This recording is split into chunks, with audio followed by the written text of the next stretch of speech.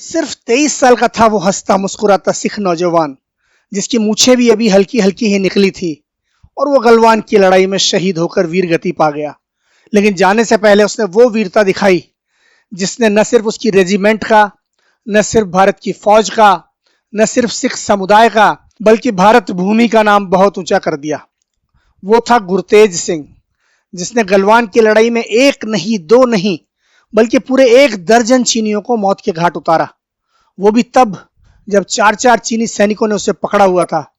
वाह रे गुरतेज, तुमने साबित कर दिया कि ऐसा क्यों कहा जाता है कि एक अकेला सिख 1.25 लाख के बराबर है। आज जब मैं शहीद गुरतेज सिंह की बहादुरी और शहादत की बात याद कर रहा हूं तो मेरी आंखों में गर्व के आंसू हैं। शहीद का वीडियो है दोस्तों, पूरा देखना और अपनी आंखों में बसा लेना। दोस्तों, ये कहानी उन चंद कहानियों में से एक है जो सीमा पर तैनात हमारी फौजों से हम तक पहुंची है। ये सरकारी जरियों से नहीं आई है, बल्कि खुद हमारे वीर जवानों ने इस बेमिसाल शहीद की कहानी एक पत्रकार सुबीर भौमिक तक पहुंचाई। हम उन्हीं के हवाले से ये कहानी बयान कर रहे हैं।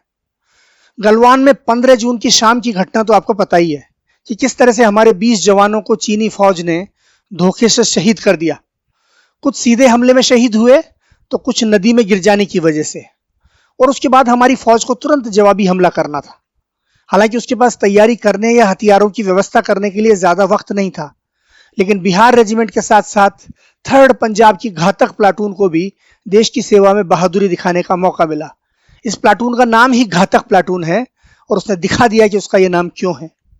यह प्लाटून बिहार रेजिमेंट की मदद के लिए पहुंची और उसने चीनियों पर वो कहर बर्पा किया कि गलवान की लड़ाई को चीनी फौज सपने में भी नहीं भूल पाएगी। और इस लड़ाई में जो जवान असाधारण वीरता दिखाकर शहीद हुए उनमें से एक था गुरतेज सिंह।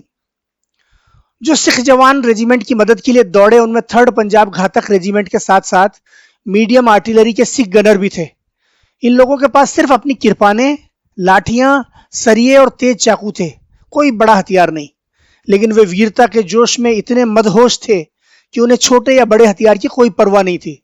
सबके सब बोले सो निहाल, सत श्री अकाल का नारा लगाते हुए चीनियों पर टूट पड़े। एक तरफ उनकी दहाड़ और दूसरी तरफ उनकी वीरता देखते ही बनती थी। गुरतेज के साथी जवान बताते हैं कि 4 चीनी सैनिकों ने गुरतेज पर हमला किया।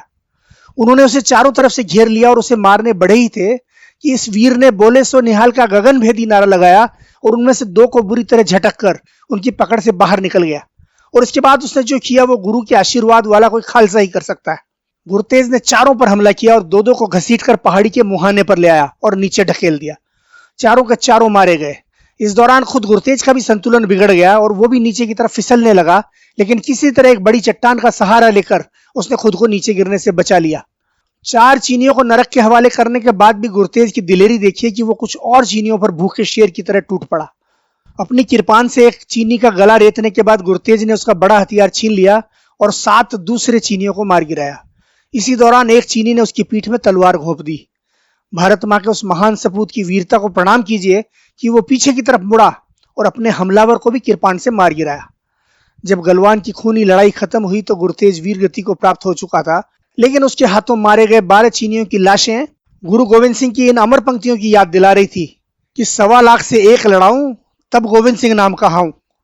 वाह रे गुरतेज, तुमने अपनी अगली पिछली पीढ़ियों का नाम स्वर्णाक्षरों में लिख दिया।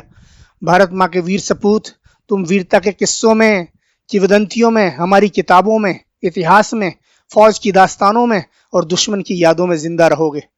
पंजाब के मानसा जिले के बीरेवाला डोगरा गांव का रहने वाला था गुरतेज सिंह। गुरतेज सिंह ने जिस स्कूल में पढ़ाई की थी अब वो स्कूल गुरतेज के नाम से ही जाना जाएगा। पंजाब सरकार ने उसका नाम बदलकर गुरतेज के नाम पर कर दिया है।